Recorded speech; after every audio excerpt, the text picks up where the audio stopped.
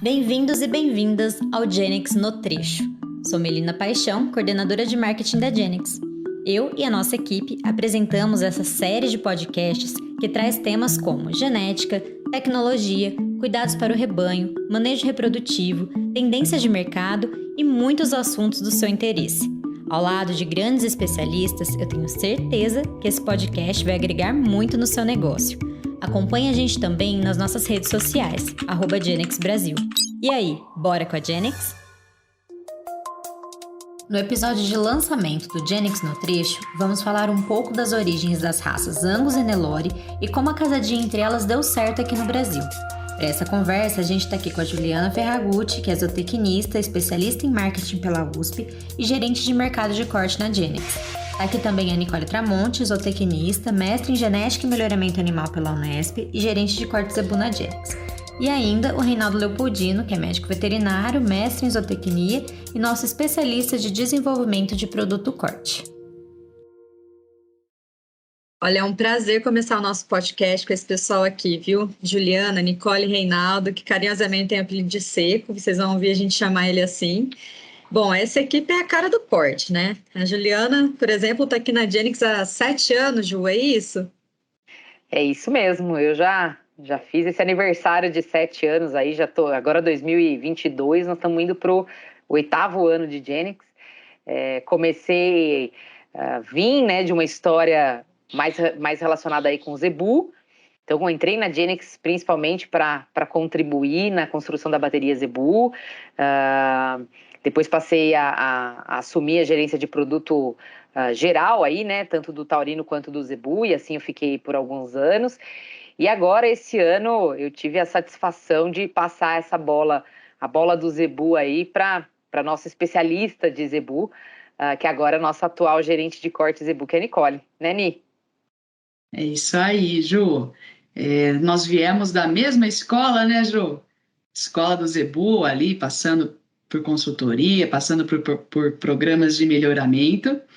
E aí, nesse meio, nós nos conhecemos, eu ainda fazendo estágio, fazendo faculdade, e me encantei por esse ramo da nossa profissão, né? Eu sou zootecnista também, assim como a Ju, fiz mestrado em melhoramento em Jabuticabal, pela Unesp, né? E segui a vida na consultoria até que surgiu a oportunidade na Genix, há pouco mais de 2 anos, entrei como especialista e com o crescimento da nossa bateria zebu, então, assumi a responsabilidade, né, da gerência da pasta de corte zebu.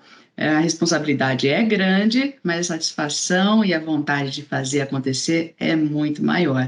E aí, estou aqui hoje e tenho o prazer de trabalhar com essa equipe. Quem é o nosso especialista da vez é o Reinaldo Leopoldino, nosso querido Seco, né, Seco? Isso aí, pessoal. Tudo bem?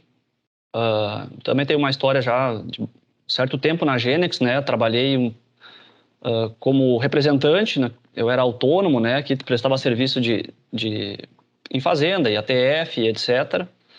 E já tinha esse contato com a Genix e há 3 anos, completei 3 anos agora no início de 2022, como funcionário, né, da empresa. Então, teve essa oportunidade e hoje estou muito feliz e satisfeito, né, nessa nova função aí, né? O Seco ele é a cota, né, porque somos hoje em 3 mulheres, ainda tem a Bruna Boschini, que é nossa assistente, né, Ju?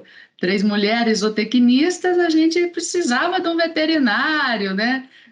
Aí, ó, time masculino, para não ficar tão desequilibrado. Para dar uma organizada aí, né? Para dar uma organizada nessa mulherada, pôr ordem na casa, né, Zico? É isso aí. Eu aproveito o Seco para a gente começar aqui o nosso bate-papo, né? Ele vai falar um pouco aí da raça Angus, sendo específica aí, o Aberdeen Angus, né? E uma das raças que tem a história de seleção mais antiga, certo? Seco, explica pra gente como que tudo isso começou, assim. Bom, a raça Aberdeen Angus, né, ou comumente hoje chamado de Angus, ela tem sua origem na Escócia, né, no Reino Unido. E o primeiro registro do animal, primeiro registro oficial, né, registro num serviço de registro genealógico, né, foi 1862. Obviamente que muito antes disso já se tinha notícia de animais mochos pretos, né? Que é a característica principal da raça. O que deu nome à raça foi o condado de Aberdeen e de Angus, na Escócia, né? Então a raça Angus é uma raça taurina britânica. Então já se tinha notícia de animais mochos pretos com um grande potencial de ganho de peso, uma precoce deposição de gordura, as fêmeas eram muito prolíficas, muito férteis, muito precoces e amamentavam muito bem seus terneiros, né? Então esse registro dos mochos pretos já é muito antes de 1862. E logo depois disso, a raça já se espalhou pelo mundo, né? Foi para Nova Zelândia, Estados Unidos, Argentina e Uruguai. Então, o primeiro registro, para vocês terem uma ideia, na Argentina foi em 1879, né? E no Uruguai, em 1888. E logo depois, eu considero logo, né? Nós estamos falando do final do século XIX, 40 anos é um tempo curto, né? Que as coisas não eram tão fáceis como era antigamente, como é hoje, né? Então, no Brasil, o primeiro registro de um animal Angus no Brasil foi em 1906, de um reprodutor importado do Uruguai, tá? Muito provavelmente já tinha outros animais Angus um pouco antes que isso, né? Mas o oficial é 1906, tá? Ele entrou foi no município de Bagé, tá? E aí já em 1963 fundou a Associação Brasileira de Angus, né? Então a Associação Brasileira de Angus já está fechando 60 anos aí de história. E hoje a raça, né, uma raça muito importante aqui no Brasil, tanto no uso do gado comercial aqui no Rio Grande do Sul, como no cruzamento industrial no Brasil todo, né? E hoje, se a gente for pensar, qual que é o principal país de fornecimento da genética Angus? Bom, como eu comentei, né, a raça se espalhou muito rápido pelo mundo, né? Austrália, Nova Zelândia, América do Sul, Argentina, Brasil, Uruguai. Mas o grande fornecedor assim, de genética e o país que é conhecido como a fonte da genética Angus no mundo é os Estados Unidos, né? A raça também entrou lá no final do século XIX, né? E ali na década de 60, mais ou menos, ela tomou a importância que tem hoje nos Estados Unidos, que 80% do gado nos Estados Unidos tem influência de Angus. O que o Nelore é para o Brasil, o Angus é para os Estados Unidos, né? E o país é a fonte de genética, né, para o mundo todo, não só para o Brasil, assim como para a Argentina, a Austrália, que pese todos esses países têm programa também de seleção, né, mas os Estados Unidos é ainda conhecido como a maior fonte. Talvez, na minha opinião, com certeza, o maior culpado por isso tudo é a Associação Americana de Angus, que é uma entidade realmente sensacional, fortíssima, tá? Para vocês terem uma ideia, a associação conta com 25 mil membros, né? E registra 300 mil animais por ano. Isso nos Estados Unidos, Canadá e em outras partes do mundo. Até aqui no Brasil tem sócios da Associação Americana de Angus, né? Então é uma entidade que faz além de toda a parte de registro, toda a parte de melhoramento genético, todas as avaliações genéticas são rodadas dentro da Associação Americana de Angus, não só para a raça Angus, para outras raças também a associação presta esse serviço, que muita pesquisa foi desenvolvida dentro da Associação Americana de Angus. Parte de genômica, muita tecnologia que a gente usa hoje foi desenvolvida ali. A raça Angus nos Estados Unidos é o maior banco genético, né? Tem o maior número de animais registrados e avaliados de corte no mundo, né? Talvez a única raça que supere isso em número de animais, em registros, é a holandesa, né? Mas daí não é corte. Então, de corte, longe da segunda colocada, é a raça com a Associação Americana de Angus, é a instituição com maior número de animais registrados e avaliados no mundo. Essa associação realmente ela é muito forte, assim. A gente teve a oportunidade de estar lá algumas vezes durante a nossa viagem, o Beef Tour, né, que a gente organiza aí com alguns clientes aqui do Brasil. E a estrutura realmente é incrível, né? A quantidade de conteúdo que eles produzem, né? Quem tiver a oportunidade de entrar no site deles, eles têm ali uma série de conteúdos, tanto em vídeos, em materiais escritos, e é muito interessante, né? E uma curiosidade que eu gosto sempre de reforçar isso, porque é uma dúvida, às vezes, de alguns criadores na parte do cruzamento, que todos os touros, todos os animais Angus, né, nos Estados Unidos, eles são homozigoto preto, né? Entendam, quando a gente fala de Angus, é sempre um animal preto, de pelagem preta, né? Quando a gente fala de Red Angus, a gente está falando da variedade vermelha, né? Então, a associação, nos Estados Unidos, todo Angus americano, ele é homozigoto preto. Por que isso? Porque a associação, ela é exclusiva do Angus preto, né? Essa associação americana de Angus. E existe uma segunda associação, que é a Associação Americana de Red Angus, que é responsável pela variedade vermelha. E os criadores de Angus, eles não podem, né, utilizar para registro animais de pelagem vermelha, o que faz com que a gente tenha esses animais sendo homozigoto. Então, trazendo isso aqui para a nossa realidade, por que isso é importante? Porque depois a gente vai falar um pouquinho mais para frente, mas assim, quando a gente utiliza esses animais no cruzamento, a gente tem a certeza de que os bezerros serão preto, né, e não aquela série de cores diferentes quando a gente usa um animal ou heterozigoto ou um animal Red Angus, que traz pra gente pelagens diferentes. Então, isso é uma particularidade muito interessante lá da Associação dos Estados Unidos. E a Juliana citou o Red Angus, e tem uma curiosidade, né, que achava que o Red Angus seria o mais adaptado para o Brasil no começo. Isso foi mudando com o tempo. Qual que era essa relação que foi feita com o Red Angus? Isto. Quando se começou a se utilizar a raça Angus assim, no cruzamento, né?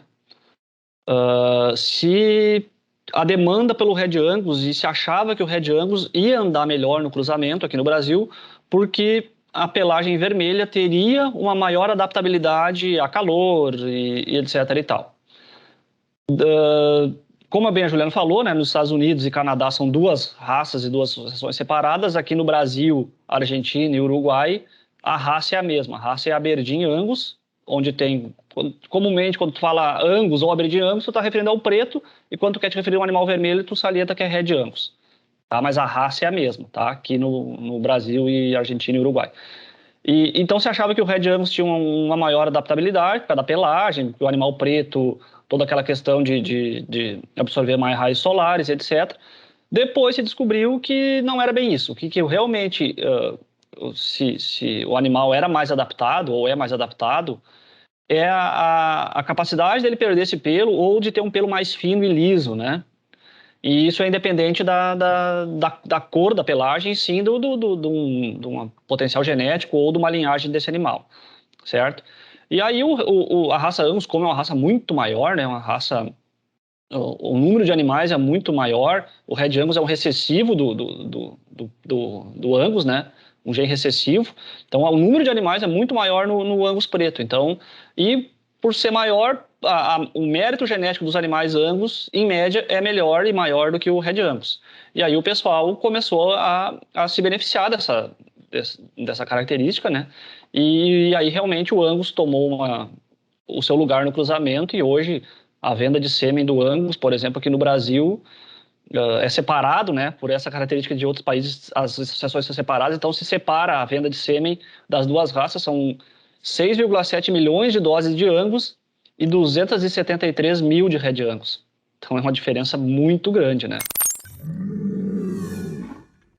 E tem uma questão, né, não só nessa explicação do Seco, né, mas tem uma questão mercadológica, né? Eu acho que foi o que mais incentivou, que é a questão da pelagem, que eu comentei um pouquinho antes, né? Quando a gente utiliza o Angus no cruzamento com uma vaca Nelore, a gente tem animais 100% pretos. E quando a gente utiliza o Red Angus numa fêmea Nelore, nós temos diversas cores diferentes. O que ali num curral, a equipe de um frigorífico, por exemplo, em busca de animais F1, em busca de animais F1 de Angus, em busca daquela qualidade de carne, eles poderiam se confundir, né? Quando olham um Red Angus, poderiam se confundir com outro cruzamento de outras raças, porque hoje não é a única, mas em grande maioria a raça Angus é a única que consegue produzir animais pretos e mochos, né, no cruzamento. Então, essa característica, né, essa exigência do mercado foi até uma forma de facilitar a identificação desses animais de maior qualidade. E isso fez com que também explodisse aí, né? E essa tendência não é só no Brasil. Engraçado que quando a gente visitou cruzamentos, frigoríficos e confinamentos nos Estados Unidos, a exigência lá, né, a preferência nos Estados Unidos também é por animais pretos. Exatamente pelo trabalho tão forte que a carne Angus, né, que o Angus fez da carne, né, da qualidade de carne do Angus. E uma coisa, e algo, né, que é interessante nesse conceito mercadológico da gente falar, é o que possibilitou a expansão do Angus no Brasil foi primeiro o advento da IATF, né, quando a gente conseguiu realmente ter a inseminação em tempo fixo e inseminar uma grande quantidade de fêmeas de uma só vez, isso permitiu a expansão desses cruzamentos, então não só o crescimento da inseminação no Brasil, quanto a expansão dos cruzamentos, né, que era a prioridade. Antes se inseminava, dificilmente você conseguiria ter touros cobrindo a campo em regiões quentes, touros Angus, ou touros de qualquer outra raça taurina, cobrindo a campo em regiões do centro-oeste brasileiro, por conta do clima. E a inseminação permitiu isso. E outro ponto que também permitiu essa expansão foi a vaca Nelore. Sem dúvida nenhuma, hoje o cruzamento ele é possível em regiões quentes, muito por conta da adaptação que a vaca Nelore traz para esse cruzamento.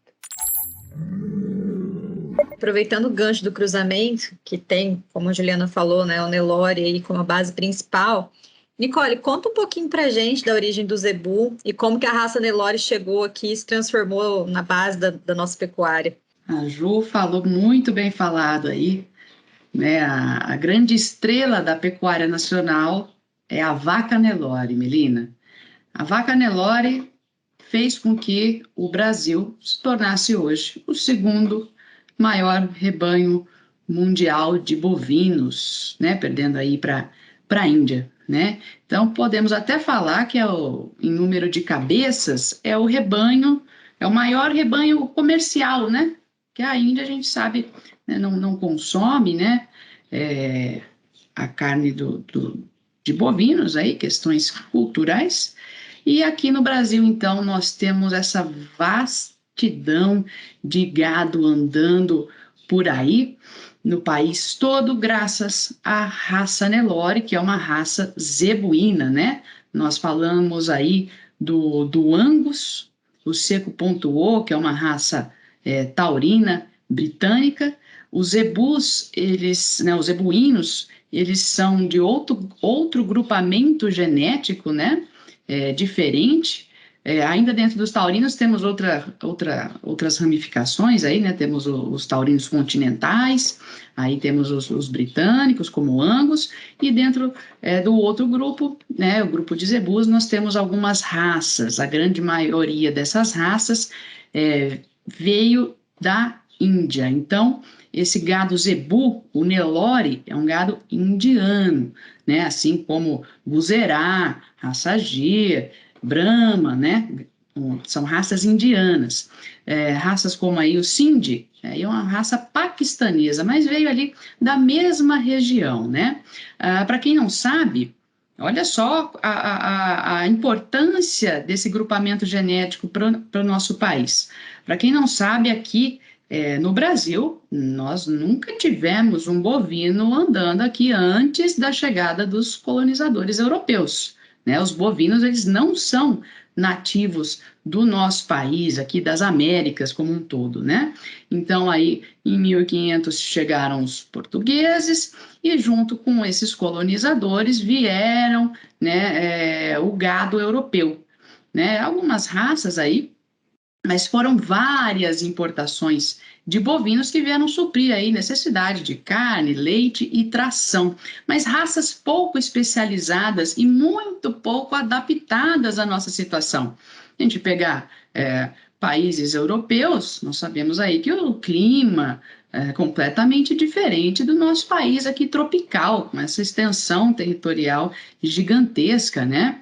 E aí essas raças contribuíram muito para a formação da população bovina do Brasil, porém, com baixa adaptação que tinham, nós não conseguíamos, assim, ter um grande sucesso como pecuaristas, né? E aí, então, com a chegada dos zebuínos, a coisa mudou. Para vocês terem mais aí noção ainda do que eu estou falando da importância do zebu no Brasil, foram trazidas aí da Europa mais ou menos 1 milhão de cabeças dessas raças, né? Principalmente aí advindas da Península Ibérica, né? Portugal e Espanha, 1 milhão de cabeças. Vocês têm noção de quantas cabeças vieram aí de zebuínos nas importações, que começaram no final do século XIX e foram até aí 62? Depois tivemos mais uma fase, porém a de 62 é que marcou a história. Mais ou menos, gente, 6.300 cabeças. 1 milhão de bovinos vindos da Europa e contra 6.300 cabeças de zebuínos, né? E hoje nós temos um rebanho de aproximadamente 200 milhões de cabeças no Brasil todo, e 80% da genética desse gado é de zebu, tem genes zebuínos, né? E 80% de todos esses zebuínos vêm aí da raça Nelore. Então, ou são bovinos 100% Nelore ou anelorados, que a gente fala, né? E então, assim, fica muito claro a importância desse grupo genético para o desenvolvimento do nosso país, né? O que o Nelore tem que as outras raças aí não têm, né? A vaca Nelore é uma vaca rústica, é uma vaca que se reproduz com facilidade.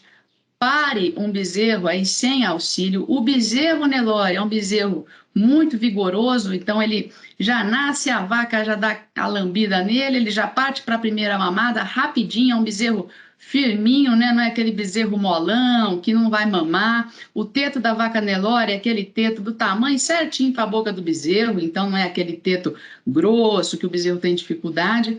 Então aí isso tudo faz muita diferença, né? Então, essa adaptação é o que permite uma maior reprodução, um sucesso reprodutivo, né, muito grande. E fora aí, tolerância a temperaturas, né, altas temperaturas, resistência a parasitas também é um ponto fundamental do zebu, do Nelore principalmente, né, para o nosso país.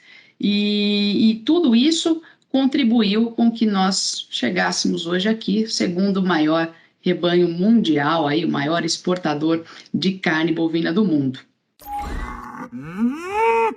Então a gente tem um Angus com características marcantes aí, como qualidade de carne, e o Nelore, que é um símbolo de rusticidade, com excelente adaptação.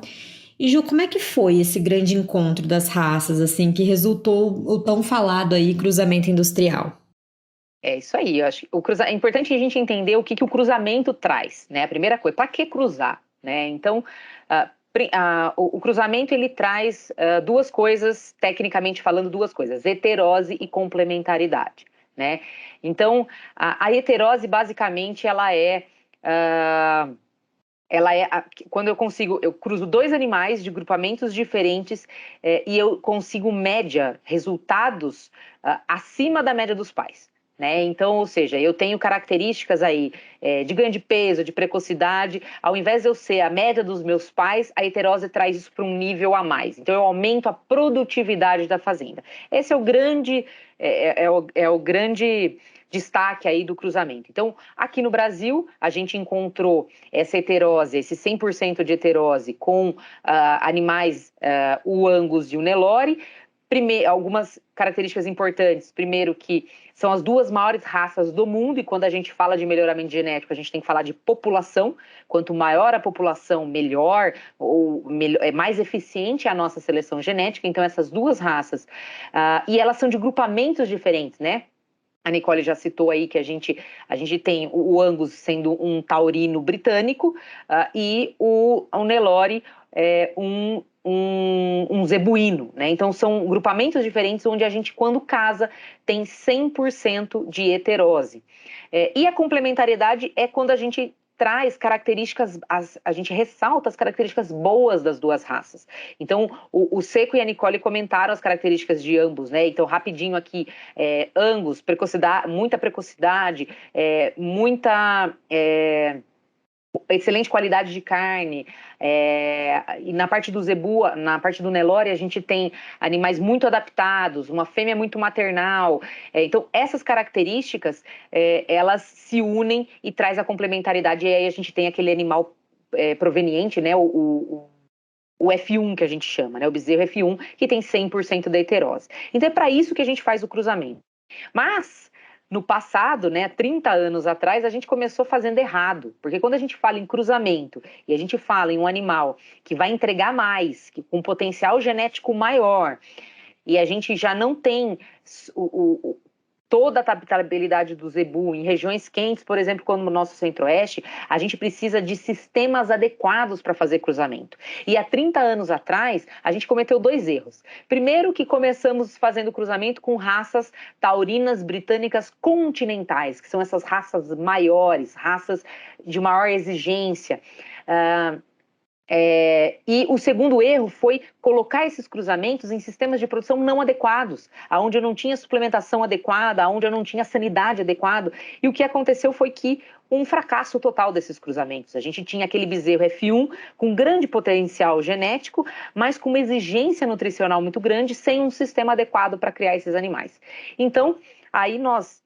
nos anos 2000, aí mais ou menos, na verdade em 2005, foi onde a gente teve a menor venda de sêmen de raças taurinas no Brasil, ou seja, aonde o cruzamento chegou quase que a voltar à estaca zero, e é a partir de 2006 para frente, onde a gente volta agora já com uma estratégia muito mais adequada, ou seja, melhoramos o sistema de produção, entendemos que um cruzamento, um animal, um F1, né, um bezerro de cruzamento, ele tem uma exigência diferente, e se a gente quer aumentar a produtividade da fazenda, a gente necessita dar ambiente para esse bezerro, né? E aí que a raça Angus se encontrou aí com a raça Nelore numa casadinha perfeita, e isso até hoje é a receita de bolo que funciona e que entrega muita produtividade para pecuária. Legal, Ju. E nessa receitinha de bolo também, né, é importante a gente entender um pouco do ciclo pecuário para saber qual que é o momento certo, né, de inseminar o Nelore, inseminar o Angus, como que se dá aí esse ciclo? Isso é uma coisa que, né, quem está na pecuária está acostumada a entender o ciclo, mas eu acho que tem hora que a gente esquece que a gente vive num ciclo, né? Então, isso basicamente acontece como, né? A gente tem momentos onde a gente tem muita disponibilidade de fêmea no mercado, que consequentemente produzem uma grande quantidade de bezerros, e aí a gente tem um preço, né, muita oferta no mercado e uma demanda menor, a gente tem um preço desses bezerros mais baixo. Quando a gente tem o preço do bezerro mais baixo, naturalmente, a gente tenta agregar valor no bezerro fazendo o cruzamento, né? A gente tem o bezerro cruzado, principalmente o bom, né, o cruzamento com Angus, aí o bom bezerro cruzado, não os filhos de qualquer coisa. Os bons bezerros cruzados, a gente tem normalmente até 20% de valorização a mais nesses animais, né? Então, a gente, quando tem um bezerro mais barato, a gente tenta agregar valor fazendo os cruzamentos. E aí, a gente vai, naquele momento, vai todo mundo para o cruzamento e, de repente, falta reposição de fêmea no mercado. E aí a gente começa a ter menor quantidade de fêmeas, o que faz com que a gente tenha menos bezerros no mercado. E aí, ou seja, inverte a oferta e a demanda de novo, eu tenho um bezerro mais valorizado e uma necessidade de reposição de fêmeas, o que faz a transição aí, ou seja, a gente usar menos cruzamento e se dedicar mais às raças maternas, no caso o Nelore, que representa 80% do negócio, uma necessidade de fazer essa reposição com a raça mãe. Então, esse é um ciclo que a gente vive, né? Nesse momento que a gente está gravando o podcast aqui, nós estamos vivendo um momento de reposição de fêmeas. Os resultados das BIA de 2021 saíram agora e a gente tem aí a raça Nelore vendendo 10,7 milhões de doses em comparação com o Angus, que vendeu 6,7 milhões de doses. Ou seja, a gente está num momento onde o foco dos pecuaristas é fazer a reposição do plantel. Acho que a Nicole também consegue dar uma contribuição. Exatamente. A Nick vai falar da estratégia aí de como trabalhar esses momentos, né, da pecuária. E nessa fase do ciclo, Ju, Melina, Seco, quem ali atrás, algum tempo atrás, né, uns 2, 3 anos atrás, sabia da importância de fazer uma boa estratégia de reposição, nunca foi refém do ciclo pecuário, quando virou o ciclo e essa reposição fez o boom que fez, já tinha material genético na mão e não precisou sair correndo atrás de fazer fêmea, de inseminar com Nelore. Então, já chegou com uma vantagem nessa fase do ciclo. E é muito importante você trabalhar com essa margem de segurança, estudar os ciclos, né? Tem ciclo que dura 3 anos, tem ciclo que dura 5, 10, enfim. A gente nunca sabe o quanto vai durar o ciclo, mas sabe que ele vai acontecer. Então, para trabalhar com essa margem de segurança, nós precisamos ter em mente algumas estratégias, né? Uma sugestão técnica que a nossa equipe sempre dá aos clientes e os representantes, né? Para você não ficar refém do mercado, é você pegar e fazer uma seleção muito simples das suas matrizes. Aí vamos falar de matriz Nelore, né? Representa aí 80% de todos os genes aí das raças maternais. Vamos falar de Nelore, mas isso vai para qualquer outra raça zebuína, tá? Divide teu rebanho em cabeceira, meio e fundo. Tá? Nicole, não dou conta de fazer isso, eu estou começando, não tenho escrituração zootécnica, é aquela derrama. Cabeceira meio fundo é muito fácil. Cabeceira, vaca que emprenha na primeira inseminação, né? Então, vaca que emprenha pode ser na segunda, na terceira inseminação, é uma vaca aí cabeceira para o meio, né? O fundão é aquela vacada problema, né? A vacada que é difícil de emprenhar, que você tem que dar uma ajuda ali, tá? Essa aí é o arroz com feijão, o básico para você, né, dividir o teu rebanho em cabeceira, meio e fundo. E quem tem um pouquinho mais de controle zootécnico já pode fazer aí uma seleção da vacada que entrega um bezerro mais pesado. Então, tua vacada cabeceira é aquela que emprenha no cedo, né? Entrega um bezerro do cedo, entrega um bezerro pesado. Essa vacada da cabeceira, você sempre vai inseminar com a raça materna, né? Sempre vai inseminar um bom touro Nelore. Essa vacada nunca vai para o cruzamento. É a tua reserva genética. É aí que você não fica na mão independente do ciclo pecuário, tá? É aí que você tem a liberdade de fazer o que bem entender com o teu negócio. Então, você vai escolher um touro que esteja, primeira coisa, adaptado ao seu sistema de produção. Estou falando aqui de biotipo. Primeira coisa, biotipo do animal é muito importante. Se você tem um sistema de produção mais enxuto em termos aí de input energético, você tem que trabalhar com touros de um frame mais moderado, né? Aquele animal mais precoce, com costelas profundas, arqueadas, né? Um bichão mais de uma bitola menor, tá? Por quê? Porque ele vai deixar as fêmeas ali, né? E essas fêmeas, se elas não tiverem um input energético balanceado com o seu frame biotipo, você vai tomar tinta na reprodução, com certeza. Então, primeira coisa, selecionar um animal de um biotipo que esteja adaptado ao seu sistema de produção. Lembrando aí que o Nelore só virou o que é também devido à chegada das braquiárias, né? Também aí na década de 60, junto com os genearcas principais aí que chegaram, né? Isso dá, né, Mê? Isso dá conversa para um outro podcast que a gente já vai organizar, com certeza, né? A história do zebu, que se confunde com a história da chegada das braquiárias, que são as gramíneas aí, que se adaptaram muito bem também, que se confunde com a história da abertura aí do centro-oeste, norte do Brasil, enfim, voltando para cá, falamos de biotipo, tá? Se você tem um sistema de produção um pouco melhor nutricionalmente, você pode trabalhar com animais mais equilibrados, né? E isso é muito importante. Visto isso, você parte para as avaliações genéticas, onde você vai selecionar touros que tenham DEPs e superiores, né, que tenham um valor genético superior para as características reprodutivas e maternais. Então, eu vou olhar aí para a idade ao primeiro parto, probabilidade de parto precoce, perímetro escrotal, vou olhar para a habilidade materna, ao 120, ao 210, enfim, sem falar das características de desempenho, né? Ninguém aqui está falando de fazer o boi bolinha, né? Nada disso. A gente quer um bezerro pesado, com certeza, só que a gente quer também uma fêmea adaptada ao seu sistema de produção, fértil, precoce, com uma boa habilidade materna, tá? Então, olhando isso, eu já pego o meu 1/3 melhor aí da vacada, minha cabeceira, e vai tudo de Nelore. Não tem choro, não tem vela, tem que ser mais ou menos desse jeito, tá?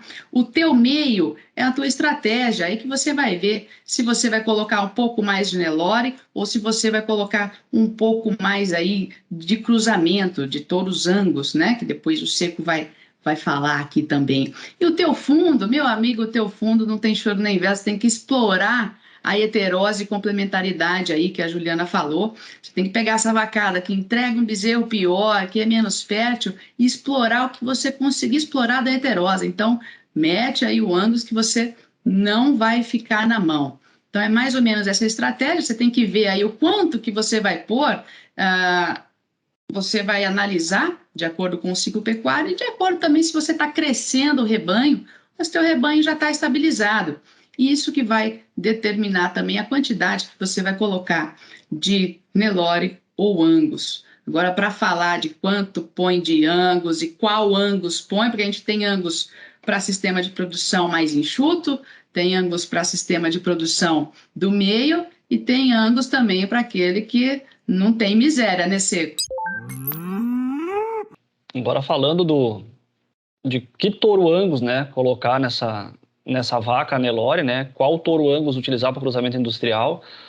Até assim, se a gente for ver não, que a gente aprende na escola e tá nos livros lá também, nas divisões das raças, o Angus não é considerada uma raça terminal, assim, uma raça de altíssimo potencial de ganho, né?